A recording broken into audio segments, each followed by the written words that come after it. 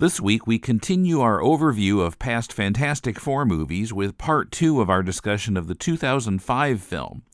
We're crossing over with Kumar and Jordan's Comic Book Movie Oblivion podcast to cover all 4 existing FF films, leading up to this summer's Fantastic Four First Steps.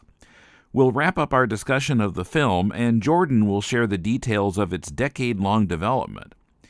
First, I'd like to thank our patrons for helping to keep the show going. You can pitch in by pledging at least $2 a month at patreon.com/deconcomics. This is Tim. This is Kumar. This is Jordan. And this is Deconstructing Comics and Comic Book Movie Oblivion.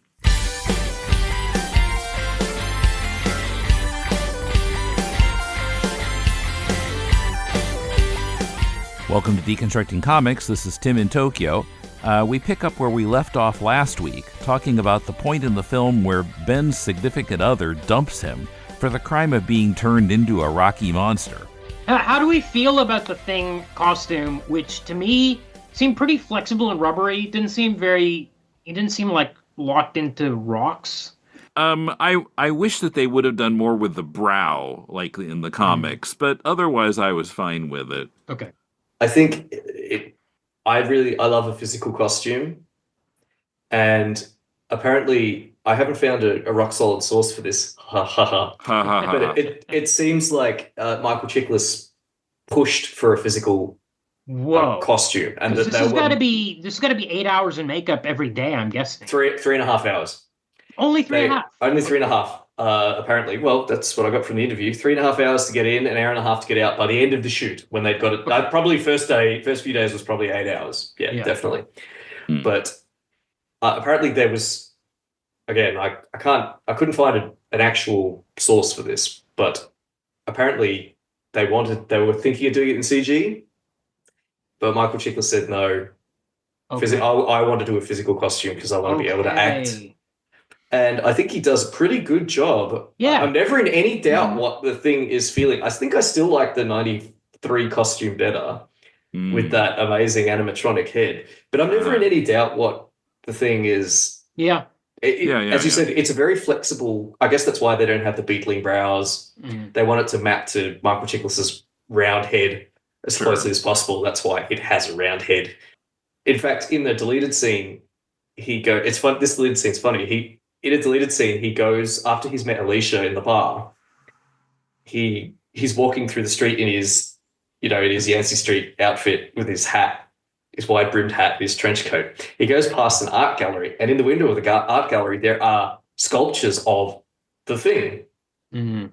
And they all have the big eyebrows. Oh, okay. And he looks at it, and then Alicia comes out, and he goes, "How'd you know it was me?" Incidentally, I really love the voice. Yeah. all done by Chiklis without any kind of any kind of post. I assumed it was processed. No, that's just his voice. I know because I watched behind the scenes footage where he's just doing the voice in the makeup chair. Also, like Jim Carrey in The Mask, he practiced with the prosthetic teeth for hours and hours and hours so he could deliver the dialogue on camera and not in post. Apparently, he would read stories to his children wearing the teeth in order to get familiar enough with it that he could do it. Anyway, she comes out. How'd you know it was me? She says, I'm blind, not deaf. She says, what do you think of the sculptures? He says, I'm not sure about the eyebrows. Okay. Just another one of your little nods.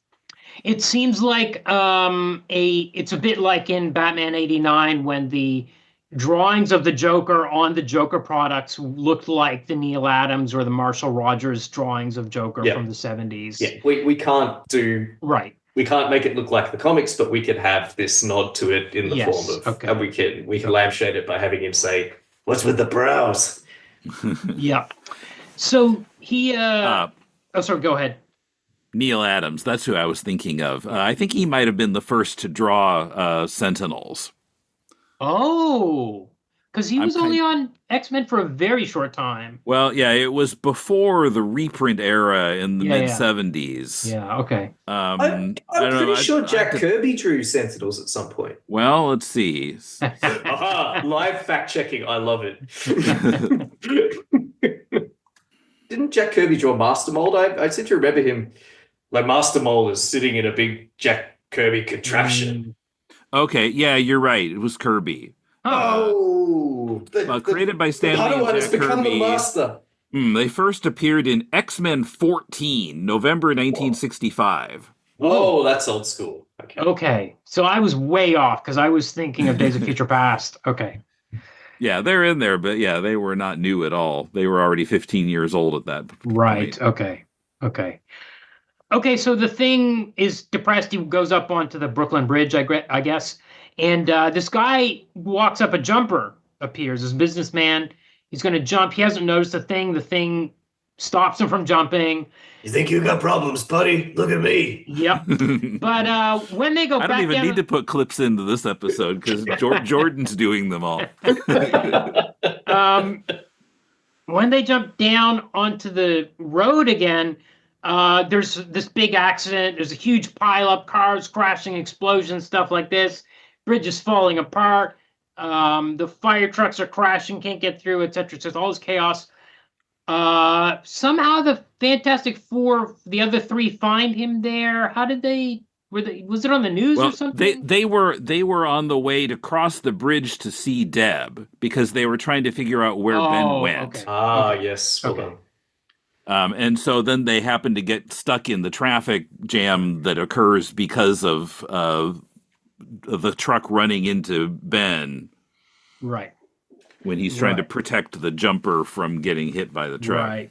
So they need Sue to go through the crowd. So they ask her to strip naked. This is a bit like Ghost in the Shell, where she has to get nude so she can be naked. She can be invisible. And I don't know why. There's no reason. Because then she gets Jessica Alba. That's it. That's on the other side, she gets dressed again. Yep. And then they didn't need her to be invisible because they walk through themselves. Yeah. Yeah, it was purely pointless. for the fan service. It was fan service, yes. Yeah. Look, it is like the comics because they don't know what to do with Sue. I will say that. But she's able to form force fields here and like contain the flames and stuff. Mm-hmm. And it's a bit like didn't we have a jumper in the Puppet Master issue? Didn't he make somebody jump off a bridge? He makes someone jump, with his puppets. But, incidentally, in the aforementioned scene, I may as well mention it now, where he goes into the art gallery. There's a sort of weird, like, ghost, you know, like Patrick Swayze ghost bit where she dusts him off. Oh, okay. And is playing romantic music. Yeah. Weird. And they're like exchanging glances, although she's blind. And and then he looks over at a wall and there's puppets on it. And he says, "Are those puppets yours?"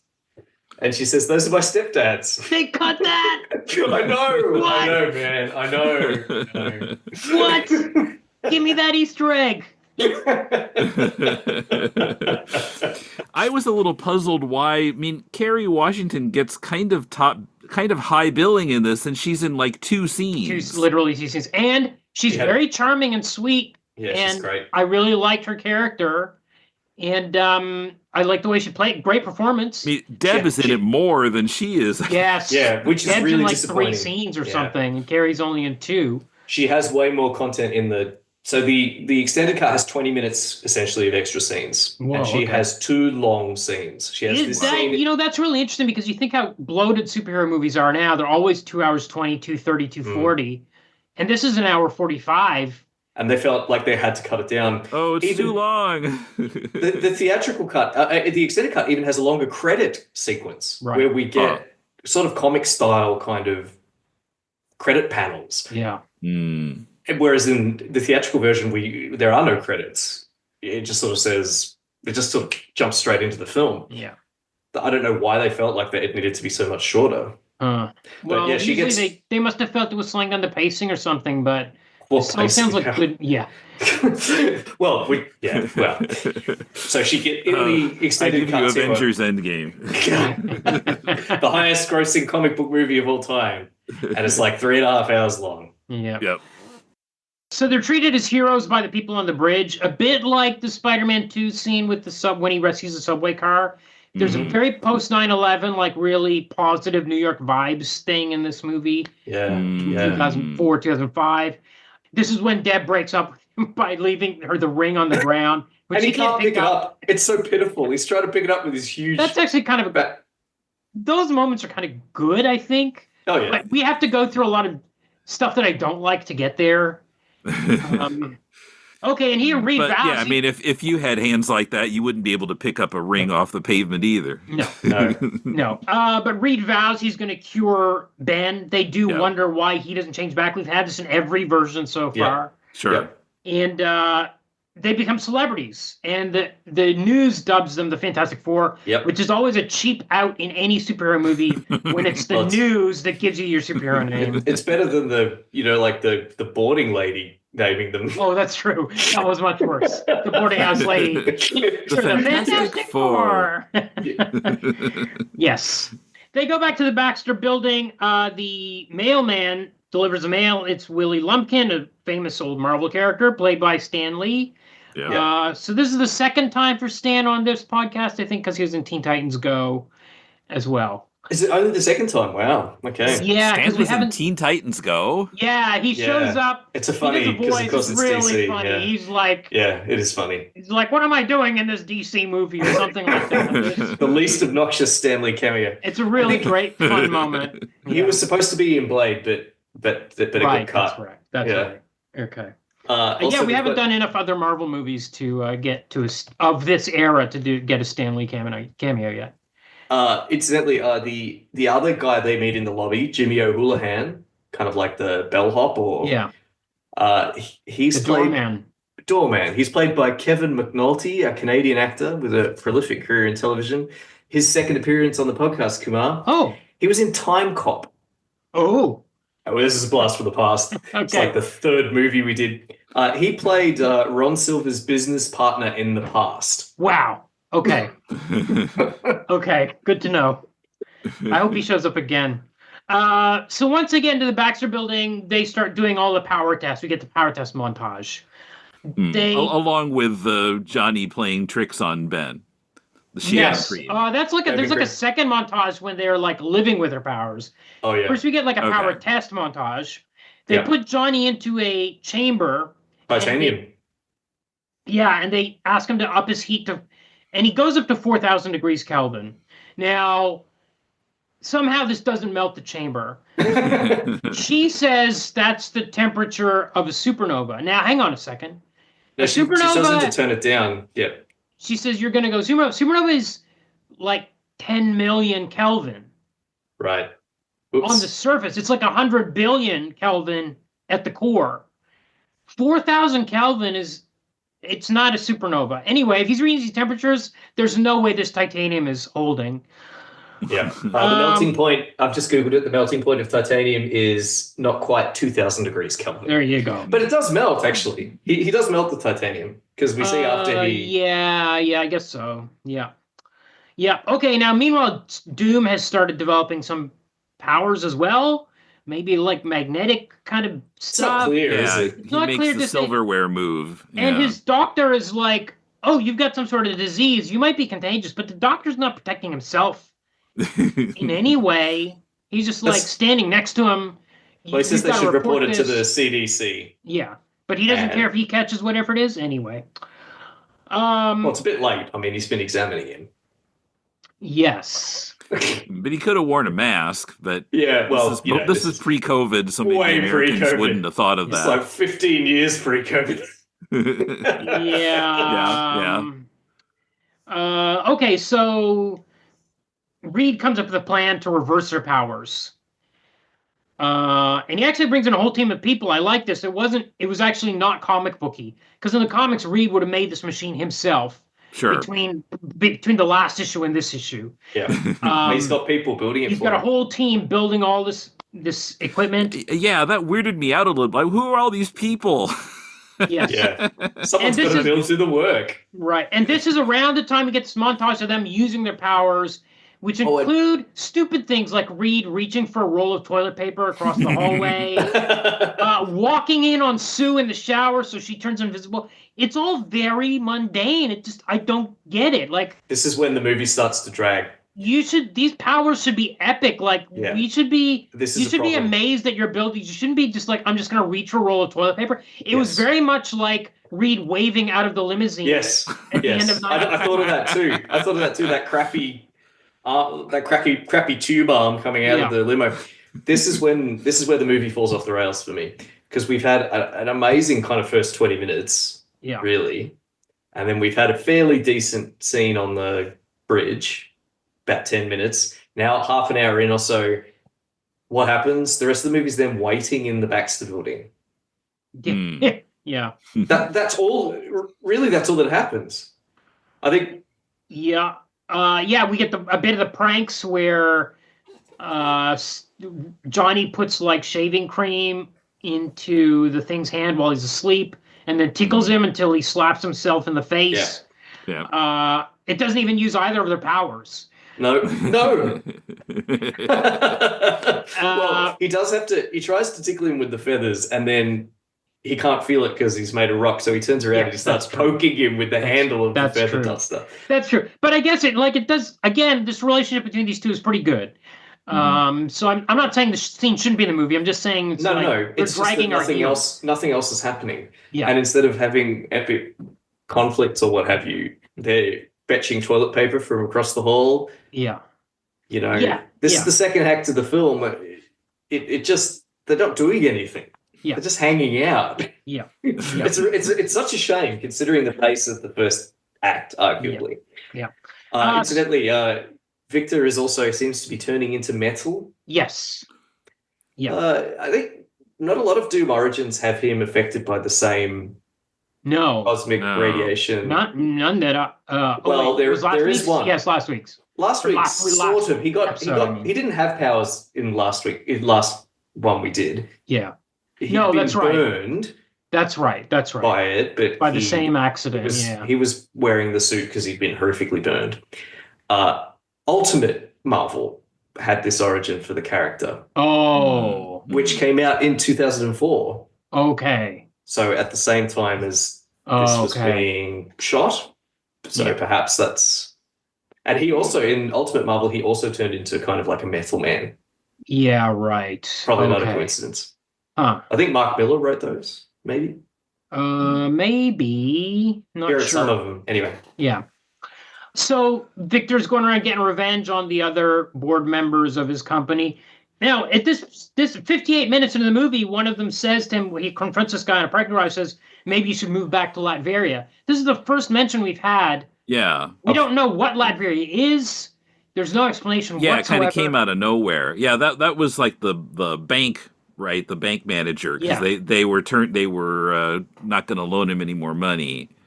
Yeah. He's played by Michael Copser, another Canadian actor. Okay. Had a long career as a voice actor. Was this shot in Canada? I don't know. Huh. I don't think so. I didn't think so either. No, but he had a long career. He's since passed away, but he had a long career in anime, English voices for anime, including Dragon Ball Z and Death Note. But most famously, he was the original English voice actor for Char Aznavour in Mobile Suit Gundam. Whoa! Okay. And he'll be back, Kumar, because he's in Watchmen. Ding, ding, ding. Oh. Okay. All right. That's a ding ding for that. Yep. Okay. If we ever get to that one, I might die first. Okay, so Johnny sees this dirt bike stunt rally on TV, and he's like, "I'm going to go to that." The X Games. He goes, and they just let him participate. Like, as if there's no schedule or planning. He just walks out there and they're like, hey, I'm going to I think he's got clout. I think he's some sort of well-known extreme sport guy already. And he's a hero, too, because of the bridge bit. Exactly. They're very happy to have him there. Incidentally, he's driving a sports car with the number plate torched. Yes. So he's already the Human Torch? Yeah. Or is this even though he hasn't been allowed to leave the Baxter building, but he's first thing he did after they got back from space, go down to the license plate place and ordered or he already called himself the Human. Maybe in his extreme sporting career he was the Human Torch. Yeah, actually there is a bit when he does that news interview, maybe that's in this scene. It is this scene. I'll just start. He said people call me Human Torch, girls just call me Torch. Yes. Yeah. Yes. Okay. Because he carries a torch? I don't know. And he calls her Invisible Did Girl. he carry a torch for him? So what are your superhero names? They call me the Human Torch. Ladies call me Torch. What about the rest of the team? That's the Invisible Girl. What about your leader, Reed Richards? I hear you call him Mr. Fantastic. Could have been worse. Is it true what they say about him that he can expand any part of his anatomy? Well, I've always found him to be a little limp. What is that? What do you call that thing? That's it. The Thing. Yeah, you think this is bad? You should have seen him before. Okay. Now I'm gonna go kill him. Yeah, he says Invisible Girl, and Sue's watching. She's girl. Yeah, Yes. a nice touch. And then what do you call that thing? And he goes, Yeah. well, that's exactly what we call him. Yes. The Thing. The Thing. The Thing. And also, he has attached number 4s to their unstable molecule suits. I don't know where he got these 4s from, but he must have got them the same day he got the license plate. Yeah. Excellent. But they're like fabricated number 4s. They're like really shiny looking special things that I don't know where they came from. Well, and did you catch that Sue was kind of shocked at where those came from, and then we saw that Reed already had one on his suit, and he was kind of embarrassed about it. Apparently, Johnny set him up with one and didn't tell Sue. Or did Reed set them up and not tell? Well, Johnny? it could be. It was never explained, but Yeah. I don't know. So Johnny and Ben get into a big fight. Now, this is a central, I guess, emotional crux of the movie is that Johnny loves his powers. He loves turning on fire. He loves being a hero. He loves being in the spotlight. They're like, we need to stay hidden. We need to cure ourselves. We need to be normal humans again. He says, what if I like being this way? Yeah. And doesn't want to be cured. He gets into a big fight with the Thing, like a big fight on the street. Thing runs, this is the point where he runs off. He goes to a bar where he meets the very lovely Alicia in this scene, and a good scene. Yes. And she doesn't care that he's a rock face. And she even comes up and kind of feels. No, she's into it. She like Alicia in the last film. She touches. She can feel his emotions. Yeah, it's she touches total his Alicia. face. Yeah, and then is inspired to sculpt him. Yeah, it's amazing how short this scene is, and yet it works better than him bumping into her. Oh yeah, in the last movie, and then that was awful. They have no conversation, and suddenly she's in love with him, and he's in love with her. Yeah, because the script says so. Because the script says so. Where here it's really he manhandled her in that scene. Yes, that's right. No, in this one it's much better, and of course in the extended edition we get the more scenes of them in the art gallery, and then she takes him to an exhibition. And they're spending time at this exhibition, and then he gets stared at by everybody at the exhibition, and he freaks out and leaves. Yeah. So just more establishing that it sucks to be the Thing. Right. So meanwhile, Dr. Doom has the Baxter Building under surveillance. Why does he have it under surveillance? I guess because he wants to steal Reed's research in case he comes up with anything. How do you plan? I don't know. How did he do it? Yeah, don't know. I mean, he's Reed's biggest financial backer at the moment, but I don't remember him saying, I'll pay your mortgage if you let me put cameras in your building. Yeah. Sorry, go on. When they first moved in, there was this, because Sue and Johnny and Ben all move into the building. Dr. Doom just walks into Sue's room and says, "Hey, come with me. You can come move in with me." He says, I'll set you up in one of my condos and you'll have the best care. At this point, he still works for her. She works for him. Yeah. Oh, sorry. She still works for him.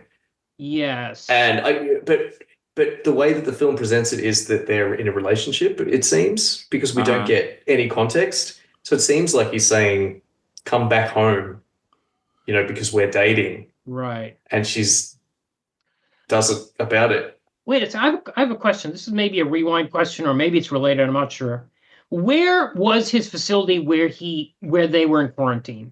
Because Johnny looks at the window at the snow peaks, and he's like, "Oh, the best mountains are out there. I'm going to go snowboarding." They go out, but meanwhile, the Thing runs out into the woods and runs to Deb in Brooklyn. Oh my God! It's in the same place as Doom's Castle. It is where Doom's got Latveria. Is in Pennsylvania. And then later, Doom shoots the heat-seeking missile, and it's like going out across New York City and hits the Baxter Wow. Building. I didn't know that New York had giant skiing mountains right next door to it. Sure. Yeah. And Back to medieval castles. Sorry. The question of where the movie was shot. So IMDb says a lot of it was in Canada. Okay. Oh my God! There you Surrey, go. British Columbia, Toronto, Vancouver, University of British Columbia campus also, Huh. and then some in New Orleans, of all places. What? Why New Orleans? That's interesting. That's as far away as you can get from Canada. So, but and yeah, still it be was in North America. it was indeed mostly shot in Canada, apparently. Huh. Okay. Wow. That's why they've got so many Canadian actors, I suppose. Yeah, that'll be it. That's usually the sign. You can tell. Got it. So because he's got this place under surveillance and he sees that Reed is building this machine to turn them back human, he wants access to this because I guess he wants to turn fully powered like them, maybe. But it's never clear. It's not clear, but okay. So He seems to be nagging about updates on the cure, but yeah.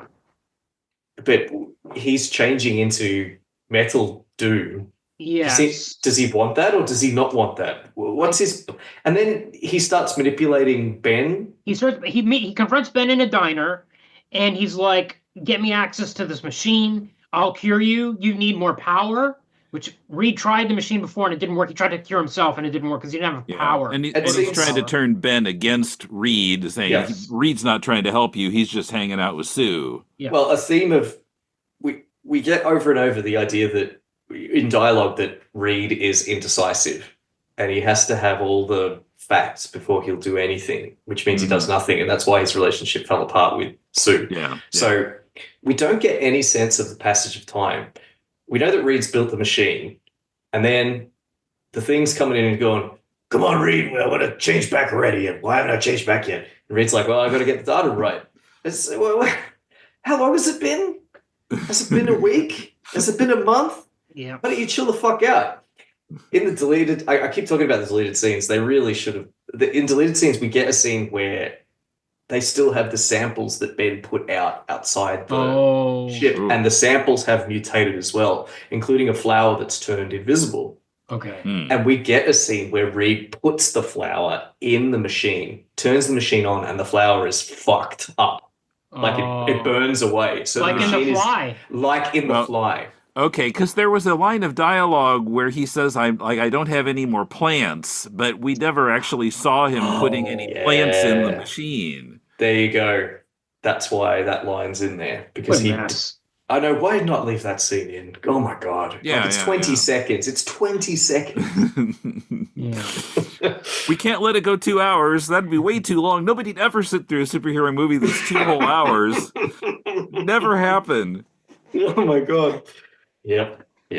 So Doom's trying to manipulate. He's tricking Ben into thinking that Reed is not trying to fix him and is instead hanging out with Sue. Mm-hmm. I guess he's trying to drive them apart, but we don't have any clue why he would want to do that. At this stage, he seems to want to get access to the machine. He doesn't seem to care about Sue. He wants, because he's there waiting when Ben finally comes back. He's like, let's get you in this machine. Then he kind of does like in the previous movie, he's like draining the power that comes out of Ben, the cosmic energy that comes out of Ben into himself. Is that what happens? No, it's never clear. No, it seemed to me that so he's trying to get Ben out of the way so that he can go after Reed. That's what it eventually. That's what he eventually says. Okay. Yes. So he's going to change the thing back to Ben so that he can't. There's a line where he says, "I want to get rid of his bodyguard." Talking about Reed, Ben but he as says Reed's that bodyguard. after he's changed him. I agree with you, Tim. That eventually is revealed to be Doom's plan. He wants, I think, so. Reed wasn't able to get enough power to make the machine work on Ben, but I think Doom adds power. Yeah, he opens it up Yes. He opens it up and zaps into it to give it additional power, and then it works, and he changes back to Ben. Maybe. Maybe. I mean, as I said, it's up until this open point, to interpretation. It's completely unclear what Doom wants up to this point. After he reverts Ben, he then says, I had to get rid of his bodyguard. Yeah. Now I've got to get rid of the others, and then I'm going to be, I guess, the most powerful. I think the bodyguard line comes earlier. I thought it came after, but that's fine. Reed got what he wanted, and everything he wanted, he took from me.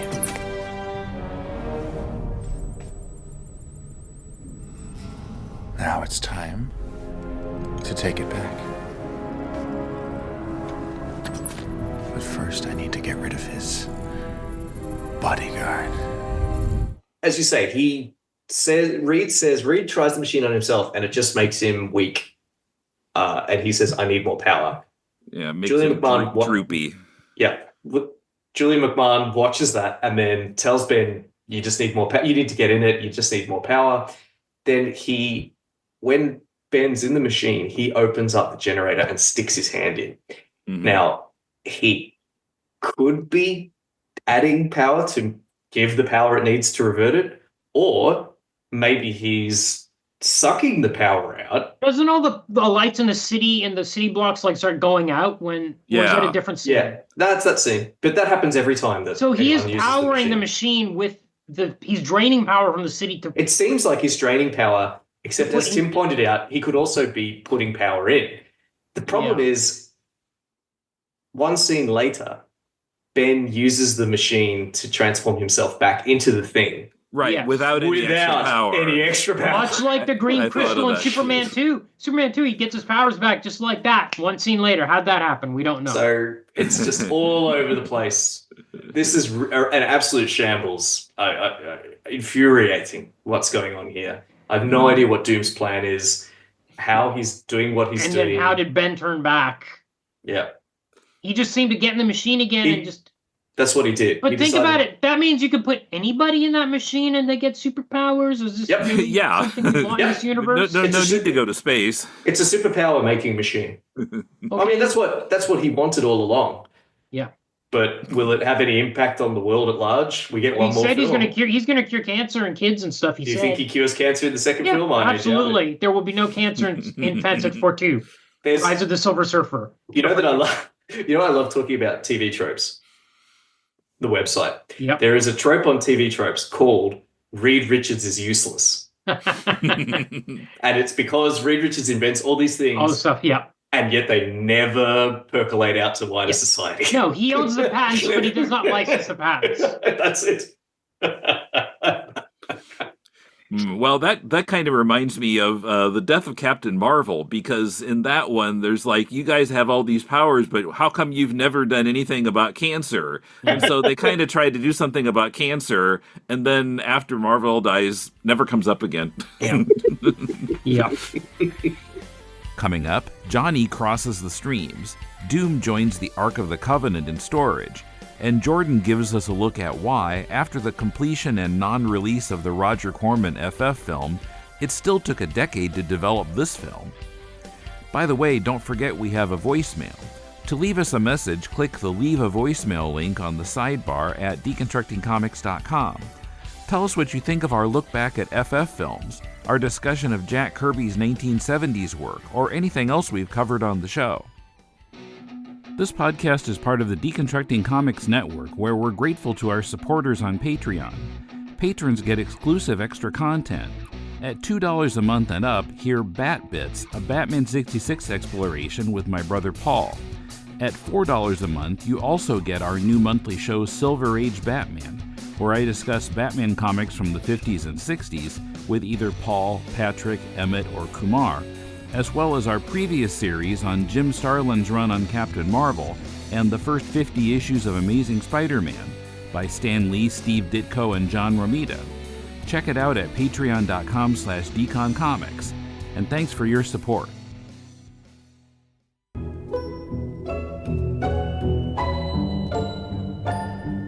Do you like comics? The 1960s? How about middle-aged gay couples gossiping about their neighbors? Then you'll love Checkered Past. a loving examination of DC's Go-Go Check branded comic magazines published from February 1966 to August 1967. I'm Dr. Bob. And I'm Dr. Husband. And each week we'll be your hosts on a trippy tour through mid-century four-color madness. Checkered Past. Available wherever fine podcasts are downloaded for free.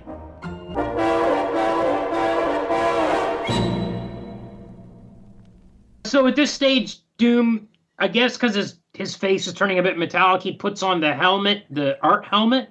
Yeah. Which is, again, this is lifted straight from Spider-Man because Norman was a collector of those exotic masks in that movie. Yep.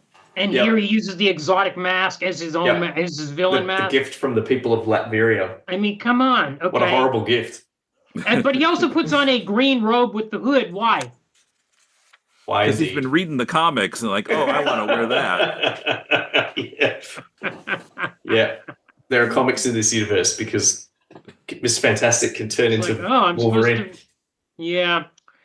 In recognition of your humanitarian contributions from the people of Latveria. Yeah.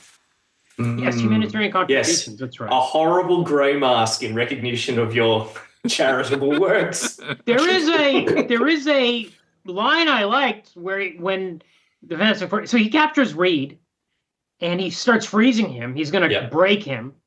I like so. The interesting thing happens here is that Sue comes in invisible and saves him. This happens in the comic every issue. They're captured and Sue saves them. So I was okay with that. But the bit I liked was when Dr. Doom appears behind her and he says, "Call me Doom." That was very comic booky. Yeah, it's about it's the sort of thing that Dr. Doom in the comics would say. Yes, it certainly is. Call me Doom instead of saying Victor. He shoots a heat-seeking missile across New York to the Baxter building, which targets Johnny. Johnny, who's been teasing that he's been trying to learn to fly for the whole movie, now says flame on and flies. He's chased by a missile which apparently has infinite fuel way out over the bay, where he tricks it into hitting a barge that he sets on fire. Hope there weren't any people on that. I think it was a rubbish, like a garbage scow. I thought it was an island, but hard to tell. It was night. I thought it had like freight containers on it. Oh, okay. Which means that there would be people on there. I thought it was a garbage scow. Maybe. That's what we would like to believe. Yeah. Yeah. It was a heat-seeking missile collector. That's what it was. It was just placed there specifically for that scene. Yes. So the Thing comes back. He's in full rock mode again, as we mentioned. Clobbering time. He says it's clobbering time, which, as far as we know, he got from the action figure. Because he heard the action figure say it's clobbering time, and he smashed the action figure angrily. Yeah. And now he actually says it. The action figure also had the big brows. The big brow, yeah. Yeah. Yep. They have the fight. The end. Yes, fight. they have a big fight on the street, which is very Marvel Comics kind of thing to have a big fight. It looked a bit like Iron Man 1. They tell Johnny to go supernova, which I knew when they said if you go any harder, you could burn up the surface of the earth. I said, this is crossing the streams from Ghostbusters. I bet in the final scene they're going to tell him to cross the streams. Yeah. And they did. It's so funny the end. So it's Chekhov's supernova. Yeah. He does it. Sue keeps a lid on it, prevents him from igniting the Earth's atmosphere with her force fields. Doom survives it, and he says, "That's the best you got, a little heat." And then Reed asks him, "Do you know what happens when you rapidly cool metal?" And then they hose him down with a fire hydrant, and he's free. He dies, I guess. And the heat didn't melt his mask either, which is just the art mask. Even if it was titanium, that he went up to 4,000 degrees. I don't. Yeah. Okay. You'd think it would all just melt off into a puddle at his feet. Yeah. Yeah. What exactly is he made of that he can? Exactly. How did he survive that heat? I guess some kind of alien. He's shielding. He's the shielding from the space station. Shield man. Shield man. Yep. Okay, so that's the end of him. We get a kind of button scene where it's very poorly edited. Amazing editing in the scene where Reed gets down on his knee, on one knee to propose twice. Yeah. Because of the way they've cut the scene together. He gets down on one knee, then he's still looking at her eye to eye, and then he gets down on the knee again. No, because he's stretched. He stretched his knees down so that he could still look her in the eye while he went down on one knee. But then why does he go down on one knee a second time? The rest of him goes down. Okay. It doesn't matter. Anyway, I just wanted to return to the earlier scene quickly. Okay, yep. Where everyone starts applauding the Fantastic Four for defeating Doctor Doom, except Doctor Doom wasn't doing anything except fighting the Fantastic Four, and he and the Fantastic Four were trashing the city. So these bystanders don't know anything except that 5 people are knocking the shit out of one another in the street. Yeah, in fact, I think Ben caused that ruckus on the bridge. Yeah. I think he was responsible. It made me think of Punisher Kills the Marvel Universe, where the fight between the X-Men and the Brotherhood of Evil Mutants kills Frank Castle's family. Yes. Like, why would anybody be clapping the Fantastic? Maybe they're clapping out of fear. It's like, don't kill us next, please. Yes. Superpowered monsters. Yeah. Yeah. No, you're right. How do they know that they're the heroes? Because the script says. They read the script. Well, yes, and they've been established as heroes throughout the movie. Like, that's part of the the superhero construct of the Fantastic Four title itself is there. Yeah, they save people on the bridge, so therefore anything they do is heroic by default. But as a comic, they're not like the X-Men where they're feared, or they're not like a secret team. They're a public team. Yeah, no secret identities. Yeah, there are no secret identities, and people love them. So it's just part and parcel of that. But you're right; they haven't thought through that Doctor Doom was not attacking the city or anything like that. No, he's not. They don't know who Doctor Doom is. They don't know him from Adam. They don't even know that he shot that missile. Nope. That didn't hurt anybody except the garbage scow, maybe. Yeah. So to return to the scene on it's like on a yacht or something, perhaps? Yeah, it seems to be on a houseboat or a yacht, but it seemed to have the bar that it seemed like it was the same. Did they have the same bartender from? Yes, they did. They did have the same bartender, but he's the famous bartender from Brooklyn. They've hired him. For this engagement party or the congratulations party. Reed gives an amazing line. I found a broken gasket from space. Yes. That's the line. Yeah. And it's from space? From space. So it didn't burn up on re-entry or anything. Was it from the space station? Apparently. Yeah. Was it the space station or just space garbage, like general space garbage? Maybe he got it off the burning garbage scow and the missile blew up. Anyway, it's vaguely ring shaped, so he puts that on. But again, this is I like using the gasket as a ring. I like that touch. That's fine. It's the bit about from space. Yes, just like the other ring. I like that we get a moment where Thing can't. The symbolic moment, maybe ham-fisted, rock-fisted, where he can't pick up the ring off the ground. It's just we have to go through all this business with Deb to get to it. It's kind of like that many times in this movie. Anyway, Johnny's so happy, he flies up into the sky and he burns a number 4 into it. It's a very superhero-y kind of thing. And then we go to Raiders of the Lost Ark's last scene. Yes. Yes. Yes. Except it's a shipping container going to Latveria. Yeah, they put Dr. Doom's body into a shipping container to go to Latveria, and there's some electromagnetic effects happening that's affecting electronics, so we know that Doom is still alive, which is how the previous movie ended, by the way. The Doombot gauntlet, yep. Yeah, but I'm saying even if this guy they're shipping back to Latveria, he was a CEO of a $1 billion company. Wouldn't you just put him on a flight? Yeah. Why put him in a shipping container? Why do they even have custody of his body, these guys? Well, maybe the Latverians do. Maybe it's 2 Latverian henchmen have arranged this. Stole it off the street where it was in the middle of a street. They're repossessing the mask. That's what's going on. Oh, yes. Had to take him with it. That could be it. A line or a scene where, I don't know, where they insist he's the sovereign property of the Latvian royal family. That would work, yeah. And then drag him away. Instead of surreptitiously hiding him in a crate among many other crates. Yeah. on a huge ship. It's just so, like Tim said, that we can have a Raiders pan out. He said that doesn't make any sense. Yeah. It's a shame. Yeah. and especially since we've only mentioned Latveria out loud once, and we've only seen it on the plaque once so far in the movie, and it's just for the last, fans. Yes, it's it is for fans. Yeah, if you didn't know the character of Doctor Doom, you wouldn't know what they were talking about. No. So, Jordan, do we have any additional trivia? Oh, yeah, sure. All right, so the budget for this film, you get variable figures. 85 million is sometimes quoted, as high as 100 million. Whoa. It probably was at least 100 million. Okay. The box office was That's 100 times more than the Corman film. Yes, it was. Box office 333.5 million, with at least half of that from the domestic US box office. Right.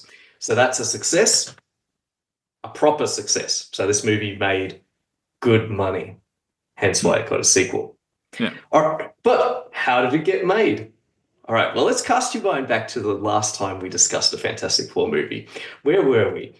The film had just been canned, right? It hadn't been literally put in cans. Yeah, an ash can film. So Marvel had bought it for $2 million, and it's gone.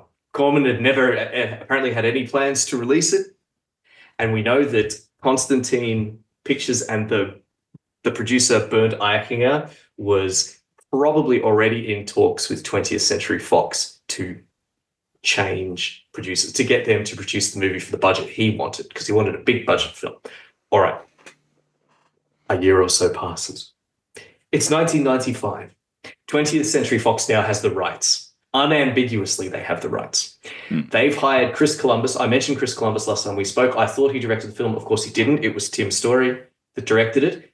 But at this stage, Chris Columbus is attached to direct.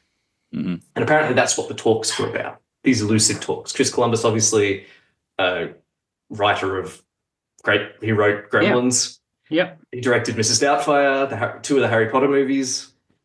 And Kumar, he was an executive producer on Monkey Bone. Right. Okay. Anyway, they've hired him to write and direct it. He does write a screenplay. He co-writes it with Michael France, the guy that wrote the Punisher movie. Okay. Yeah. But at some point, at this stage, he decides to take a step back. He doesn't want to direct it. He's just going to produce it. Okay. He is still one of the producers of the film, the eventual film that gets made. A few more years pass. At least 3 more directors are attached and either discarded or walk away. Mostly guys that specialize in comedies. So it looks like they're interested in doing a kind of like a comedy film. Okay. That's not a bad take. You know, to do a comedy version of the Fantastic Four, yeah. Yeah. Fox is starting to do rewrites at this point. They bring in Sam Hamm, who you might remember from Batman. Yep. The first Batman treatment. He also wrote Monkey Bone. Yes, that's right. Yeah. Yeah. So we've got the Monkey Bone nexus going on here. Yeah. Yeah, that's right. Now it's February 1999. It's been, 5-6 years. Okay. Film's still not made. Yes. The rights. But we still haven't had a Spider-Man or X-Men movie at this stage. That's right. They're all in production. We have articles appearing in Variety magazine and things talking about all the Marvel movies that are in the pipeline. They mention the X-Men movies. This Fantastic Four movie's mentioned. They're talking about it coming out in 2001, summer 2001. They're also talking about the elusive Submariner movie, which we mentioned last week and has yet to materialize. Although he did appear in Black Panther 2. Yeah. Yeah. So in February 1999, the rights are running out again. Eichinger and Fox sign a deal with Marvel to extend the rights for 2 more years. Why? What's happened? We know that we know 7 years earlier, Marvel was under no circumstances going to they wanted those rights to revert, which is why Eichinger had to make this shitty Corman movie. What's changed? Why is Marvel willing to let them extend the rights now? Well, they're close. I guess a big studio is involved now, and they're closer to getting a film made. They've got a deadline. They're extending the rights for 2 years till 2001. And I think maybe Marvel has a bit more say, because in the eventual film, we have Marvel figures like Kevin Feige and Avi Aran attached as producers. Okay. So maybe Marvel is more comfortable with this film. Okay. They think it's got a bigger budget, so it's the Marvel studio.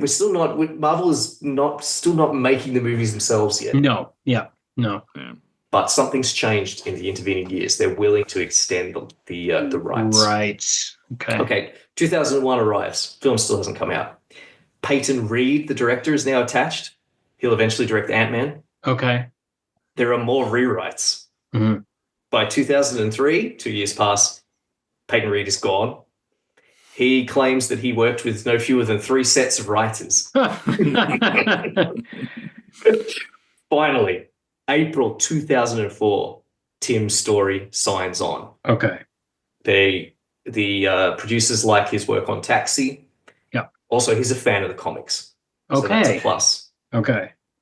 At this stage, there are even more rewrites because Tim Story watches a film called The Incredibles. Ah, yes, of course. That is the little best Fantastic Four movie ever made. That is the Princess and the Pea. That's the little thing that's hiding under the mattresses that's been there and causing problems. Yeah. Yeah. Apparently, quite a lot of the film was shot at this point, so they did reshoots and rewrites. Oh, geez. I don't know. Okay, I don't know. Okay, it's hard to find any information about how the script changed, but I did dig up an interview from 24th of September 2004. Not an interview, actually, a report on a defunct website called Mania, entitled "Scoop: Stretching the End of Fantastic Four." 2 sources have independently told us that the entire third act of Fantastic Four has undergone extensive changes as a result of Disney and Pixar's CGI family film The Incredibles. As it happens, we're told that once the creative Fantastic Four team saw the stretching effects of the Incredibles character Elastigirl, the final battle we're yet to see in Fantastic Four needed to be beefed up, especially what the character of Mr. Fantastic was slated to do.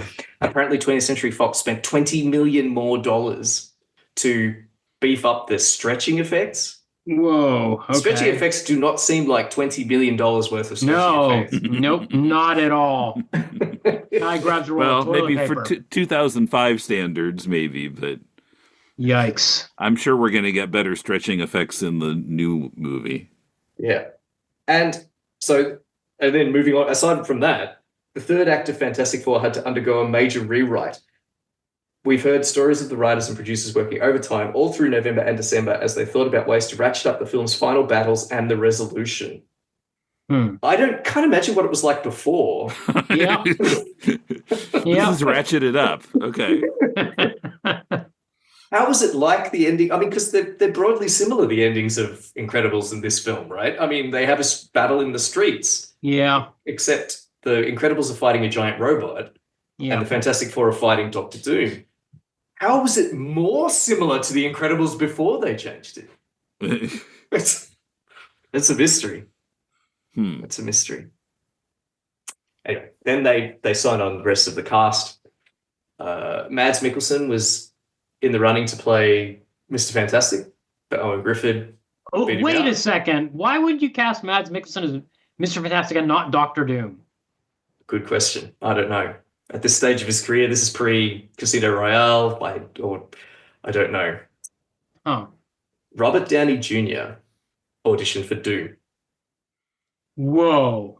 Yeah. Are you for real? I'm for real. Wikipedia says that too, yeah.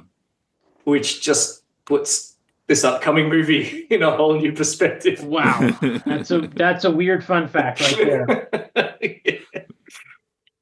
Yeah. All right, I promise I see that Sean Astin was one of the possible directors at one point. Yes, Wikipedia said that. I couldn't find much supporting evidence. I read the accompanying articles, and they seem very, very gossipy. So I wasn't sure how founded that was. But yeah, apparently some of the producers were considering Sean Astin. But he wasn't familiar with the comics at all, apparently. It seems like the main source for this is Sean Astin. It's like, I would love to direct Fantastic Four. Right. Yeah, but that would just have to ask me. Yeah. I don't know if he's ever directed anything. No, I don't know that he is, but he must have done some bits and pieces here and there, I'm guessing, for him to say something like that. about a comic he's never read. Yes, it's an odd piece of trivia. All right, I promised I'd return to the question of Wolverine, Mr. Yes. Fantastic, Okay, changing his face into Wolverine. All right. When you look at the kind of people, so I've already mentioned the Monkey Bone connection. Yeah.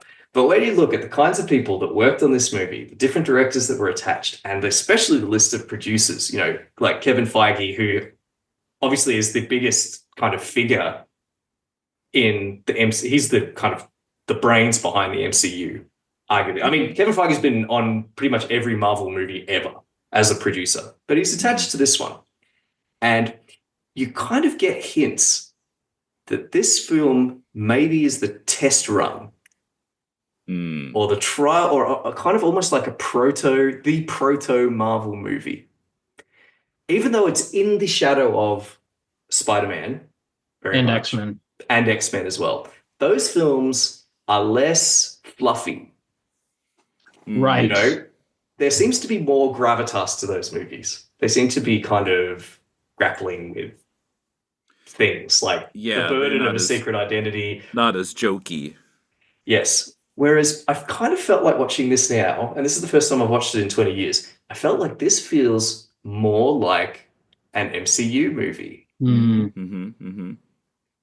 So when we did Blade, we talked about how people sometimes call Blade the original MCU movie. We concluded that wasn't the case. We thought it was more like the original Matrix movie. But I think you could maybe make a point that this film, Fantastic Four 2005, is kind of almost like a stillborn MCU film. And as evidence, I offer up this deleted scene. We were going to get a kind of cameo that showed that there was a crossover with another Marvel movie property, specifically the X-Men movies, and maybe hinting that there were going to be more crossovers in the future. However, when he makes the face of Wolverine, does that mean that X-Men movies exist in his world, or does it mean the X-Men exist in his world? I would say my thesis would be it's the X-Men exist in their world. But the problem is I think the movie would be vague about it. I haven't seen the scene, but my guess is they're not explicit about that guy Wolverine that lives over there. In fact, the X-Men are supposed to be secret. They operate in secret in those movies. Yeah, they're not. The X-Men are not. They're not celebrated. Like the Fantastic Four are, or the Avengers.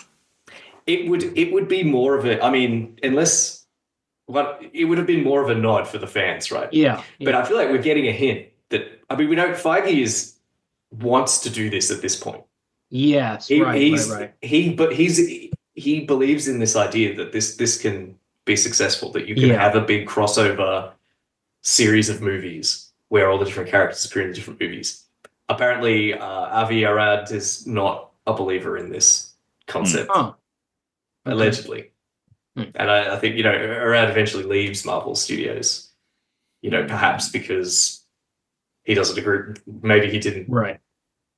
Maybe he burned out his He doesn't capital. agree with all the money they're making. Yeah. Who knows? To make all this I money. disagree with these $1 billion that we've earned. Yeah.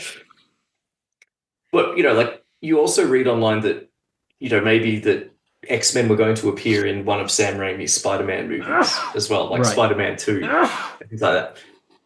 So I think you could see that he's starting to test these ideas. Right. But at the last minute, he decided, no, I can't do it. And just as well, because this movie is pretty shit.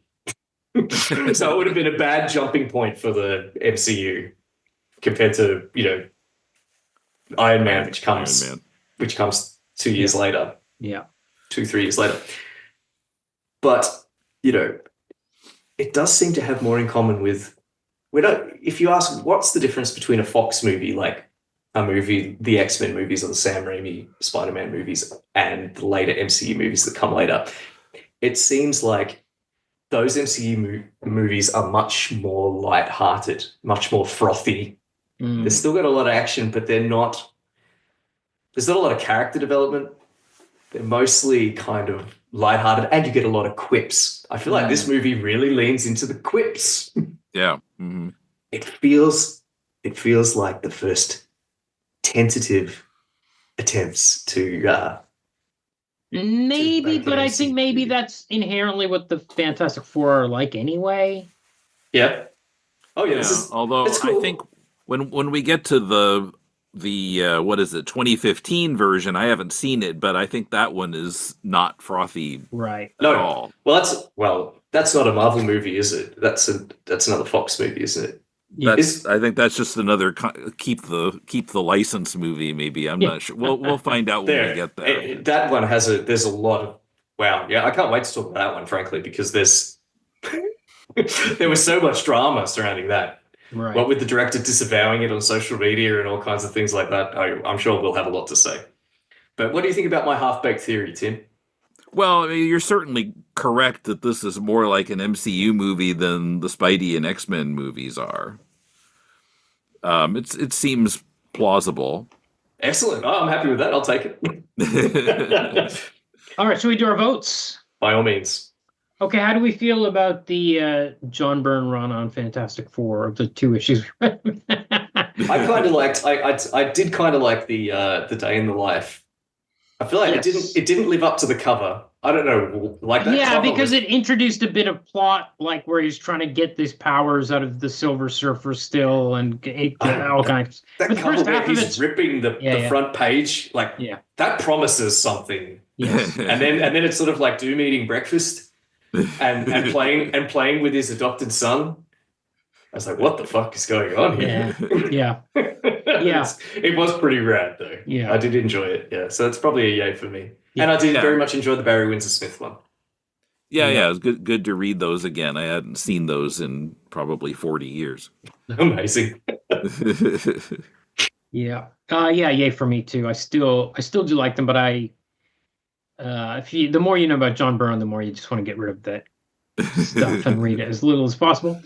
How do we feel about this movie? I felt it had some good bits, but I'm surprised it was a hit because it is really missing the plot. It's missing Doctor Doom in terms of the motive. It's missing scientists acting like scientists about these powers that they have and just being very mundane with them. And I didn't like the attempts at quips, which maybe they weren't the right actors. I don't think these are comedic actors. That might have been part of the problem. They don't have Robert Downey Jr., who, was playing that same character for decades when he got to Iron Man, but still, he had the chops to do it. It's all kind of, except for the thing. Some of the chemistry between like Johnny and the Thing and Reed and Sue, I liked that stuff about it, but it didn't come together. For me, it was like, as much as I voted nay on the previous one, but these things are more forgivable in a B movie, and when a movie's $100 million, it looks different when it's flat. Is my feeling about it. I think I actually enjoyed it. I could see there were some problems with it, but I didn't really care. Yeah, that's fair. I just, it's a Fantastic Four movie. It's got Jessica Alba in it, so that's a plus. Sure does. She was nominated for a Razzie for her performance in this movie. Oh well. So yeah, I was yay on the movie. Okay. Right. I'm more inclined to agree with Kumar. Like I said, I really love the first 15, 20 minutes. The first act of this movie, I think, is great. Really good. Yeah. And then it just completely gets lost. Yeah. It just absolutely loses its way after the first 20 minutes. They're just hanging around. That's not... And probably like Doom is missing, as you said. You need a strong villain to carry, especially if you're not going to have them going on adventures. If you're just going to have them loitering around in a building, you got to have something compelling for me to latch onto. And Doom is absolutely missing. He's not in it enough. I don't know what he wants. The script has problems. When you don't know what the villain's motivations are, and it's not a B movie, what is charming in a B movie is frustrating. in a movie with $100 million budget. So I voted yay last week, and last time, and I stand by that vote because you got what you got with that film, whereas this one, I'm not getting what I paid for. You're not getting $100 million for it. Yeah, so that's a no for me. Yeah. Okay, how do I feel about it as an adaptation of the Fantastic Four concept from the 60s through the 80s? For me, it's yay. It's solid. Okay. Part of the reason, the thing, like you said, that you liked about, but the things you like about the film are the things that make it a good adaptation. We have the interpersonal conflict of a family that's half the time at odds, half the time supportive. The relationship between Johnny and Ben, it's great. We get several scenes where they're grumpy with one another, telling one another off, doing pranks, getting in a fight, so on and so forth. The relationship between Sorry, Tim, go ahead. Yeah. But yeah, I mean, it scratched the Fantastic Four itch, I thought, quite well. That's a good way to put it. Yeah, maybe not the Doctor Doom itch quite as much, but but I could believe that these were the FF characters. Yeah, for me, it's a yay, but it's a half yay. It's definitely they definitely screwed Doctor Doom. Not just, I mean, the personality and the backstory, all of it. Just, I mean, even if he's a CEO, you put more Latveria stuff in, and just instead of just 2 words about it. Making him a CEO is, I agree, actually. I'm not changing my vote from yay, but they really screwed Doctor Doom. Yeah. So it's half yay, but that's a yay. It's, I mean, with see, Doctor Doom's not a CEO. He's not Lex Luthor. No. He's not Norman Osborn. He's a monomaniacal megalomaniac. Is he in the sequel? He is. He'll be back. Oh, okay. Maybe he'll be a bit more off the. I think he's a bit more unhinged in the sequel. So okay, good. We'll see. All right. Well, we mentioned way back last time that Constantine Productions and Eichmann had the rights to the Fantastic Four, to Doctor Doom, and the Silver Surfer. Right. And they're going to make use of that character in our next film, Rise of the Silver Surfer, as you pointed out. Okay. That's why they cut the Puppet Master scene. Well, apparently, I will talk about this more next time, but apparently the third film, if there was a third film, was going to be about the Puppet Master. Okay. Makes sense. Okay, so we'll do it again in a couple of months with Silver Surfer.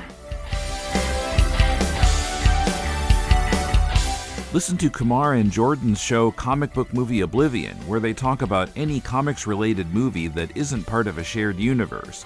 Find it wherever podcasts are found. Thanks to our patrons for supporting Deconstructing Comics, Critiquing Comics, and our other podcasts. To join them, go to patreon.com/deconcomics. At deconstructingcomics.com, you can connect to us on X, Facebook, YouTube, and Blue Sky, and find links to subscribe to the podcast. You can comment on any episode on our site, leave us a line at mail@deconstructingcomics.com, or talk to us. Click the Leave a Voicemail link on the left sidebar of our site. Are you making a comic? Send it to us and we'll do a Critiquing Comics episode about it. Our theme is by J.B. Anderton. The music backing the promotion of our Patreon is Change by Jazar. Next week, I'm joined by comics creator and musician Michael Cohen, co-host of the Unpacking Peanuts podcast. Michael also worked on the Argosy comic book price guide back in 1965, 5 years before the first edition of the Overstreet price guide. We'll talk about that, some of his comics series, and of course Charles Schultz's classic comic strip Peanuts. So be here for that next week. Till then, this is Tim, and thanks for listening to Deconstructing Comics.